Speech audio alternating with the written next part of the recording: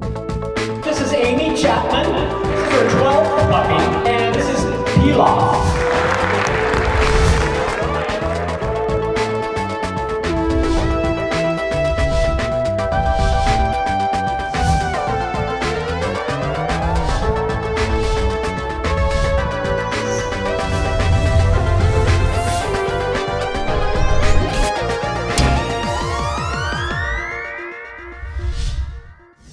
Hi, and welcome to Growing Up Guide Pup. This week we took Pilaf on a really fun outdoor adventure. She went for her very first railroad ride through the Santa Cruz mountains. If you've seen week 17 of this season, we introduced you to Andretti, who happens to be Pilaf's half-brother. Well, we thought it would be fun for him to join Pilaf on this adventure because she is still getting used to being out and about and doing long outings, and this was going to be one of her longest outings yet, and we thought she'd be more comfortable with a friend along. Andretti's raisers really wanted to join us on this outing, but were unable to make it, so our co-raiser Elisabeth volunteered to bring him.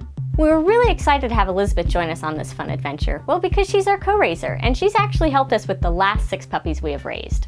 Roaring Camp Railroads is a beautiful historic site. It was the very first sawmill established west of the Mississippi in 1842, and it closed down 25 years later. But the remaining trees became the very first protected coastal redwoods in the nation.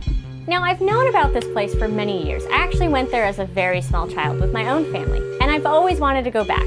And I've always thought it would be really fun to take a dog with us. So I'm really excited that we were able to take Pilaf because I've been wanting to do this trip with a guide dog puppy for years. So on the adventure we went. This is Pilaf's very first experience with the train, so I wanted to make sure she had a really good chance to absorb it. So as the train came into the station, we kept our distance a little bit, but allowed her to watch it come in with the steam coming out, the whistle blowing, and the bells ringing. And she didn't seem fazed by it at all. She actually was pretty interested in it, which was a really good thing. The train itself is really cool. It's a very old steam engine, and the cars are open, so when you sit down in them, there's nothing above your heads and you can look straight up into the redwoods. So when we got on the train, we sat in the very first car right behind the engine. So Pilaf could experience the sights, the sounds, and the smells. I was thinking that if Pilaf would react to anything, it would be the movement of the train. She really didn't show any reaction. She sat there, she looked around, but didn't seem fearful or anxious or any other thing that would worry me. She sat back and seemed to be enjoying her ride. One of the great things about this experience is that this is a really old train, and it is a little rugged and rough. It's not like riding on a passenger train. There's a lot of shaking, noise, and just a whole lot of movement on these trains. On top of that, as we were going through the redwood forest, we were going from areas of shade to areas of light. It was very contrasting.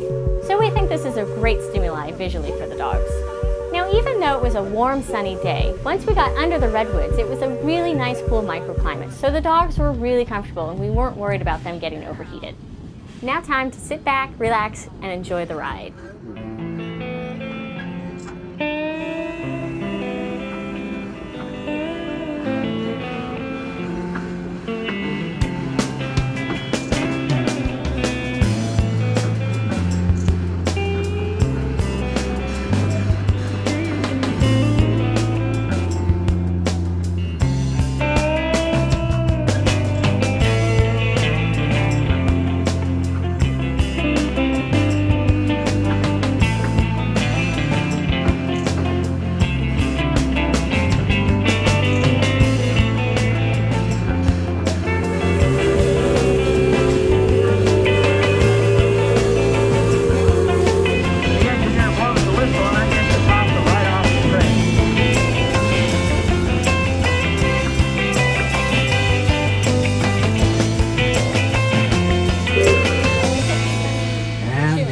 To Bear Mountain. We have an opportunity now to get off the train. So our halfway point was Bear Mountain. We were given the opportunity to get off the train, stretch her legs. It was a great chance for us to get Pilaf close to the engine so she could get a full experience of it.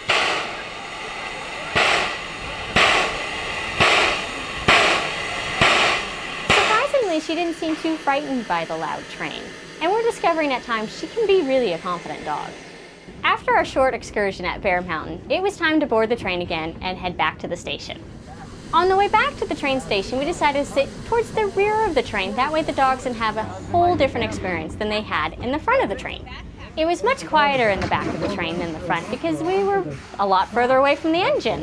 And there also wasn't the steam coming at us. And the dogs, well, they were tired and they relaxed and pretty much slept most of the way back to the station.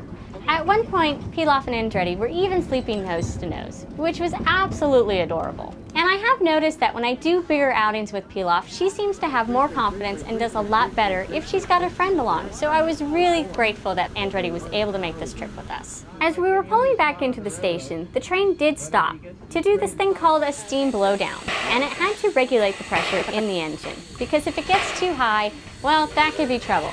So as they let the steam out, it was very noisy and, well, definitely got the dogs' attention, and they seem to have enjoyed the show. We had a wonderful day at Roaring Camp Railroads. Not only did the dogs experience a great training outing, but Elisabeth, Matt, and I had an awesome time too. So Pilaf did really well, and I'm very proud of her. It just goes to show you that in the right circumstances, she can handle a longer outing. So we're really excited to try this again in the future. So thanks for watching, and we'll see you next time on Growing Up Guide Pup.